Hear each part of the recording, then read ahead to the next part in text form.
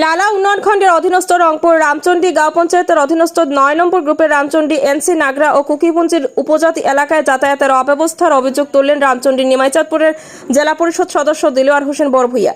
তিনি অভিযোগ করে বলেন, বর্তমান ডিজিটাল যুগে দেশের সবাই যখন মুহূর্তের মধ্যে দেশ থেকে দেশান্তরে যোগাযোগ করতে পারছেন, ঠিক সে সময়ে এই অঞ্চলে কোনো মোবাইল টাওয়ার নেই। এক কথায় নাগরা ও কুকিপুঞ্জির জনগণ আদিম যুগে বসবাস করছেন বলে রামচন্ডী নিমাইচাঁদপুরের জেলা পরিষদ সদস্য দিলওয়ার হোসেন বড়ভূইয়া সংবাদ মাধ্যমে উষ্মা প্রকাশ করেন।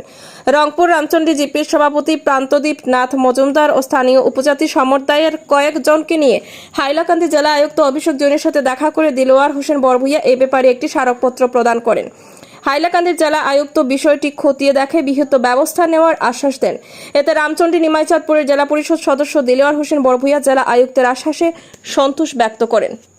নিউজ ডেস্ক রিপোর্ট, শিলচর সংবাদ। হাইলাকান্দি জেলা আয়ুক্ত নতুন অভিষেক জৈন এসেছেন, ওনাকে স্বাগত জানাচ্ছি। প্রথমে আমি জেলা বস হিসাবে এবং আমার সঙ্গে এই রংপুর রামচন্ডী জিপির সভাপতি বন্ধু প্রান্তদীপ নাথ মজুমদার আর আমার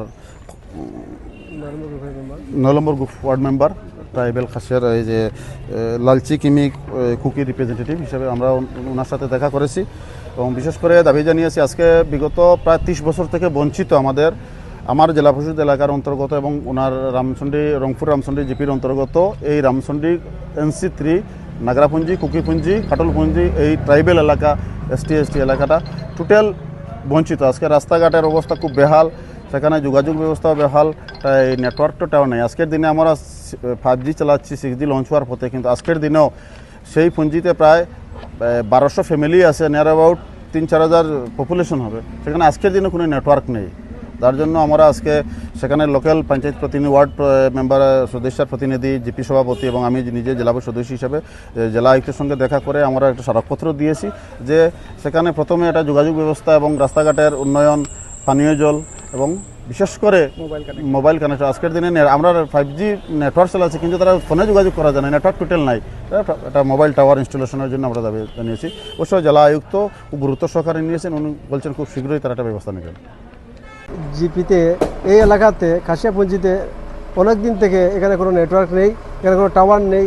যেখানে আজকে 5G 6G চলছে, এই সমস্ত জায়গাতে মোবাইলের কানেকশন নেই, মোবাইলের নেটওয়ার্ক নেই, বাচ্চাদের পড়াশোনা সব দিক দিয়ে অসুবিধা হচ্ছে। তাই আজকে ডিসি মহোদয়ের সঙ্গে আমাদের আলাপ হয়েছে, দেখা হয়েছে, ওনার সঙ্গে সহযোগিতা সাক্ষাৎ করেছি ও আমার জিপিতে টাওয়ার বসিয়ে ওদেরকে যাতে নেটওয়ার্কের আওতায় আনার জন্য ওনার কাছে আমরা অনুরোধ রেখেছি। রাস্তাঘাটের অবস্থা তো একদমই নাই বললেই চলে। এই সব দাবি জানিয়েছি, পানীয় জলের দাবি জানিয়েছি। ডিসি মহোদয় আমাদেরকে আশ্বস্ত করেছেন, উনি খুব ভালোভাবে আমাদের আশ্বস্ত করে বলেছেন যে উনি একবার ভিজিট করবেন, করে ওদের যে সমস্যা আছে সমাধানের জন্য আপ্রাণ চেষ্টা করবেন। ধন্যবাদ।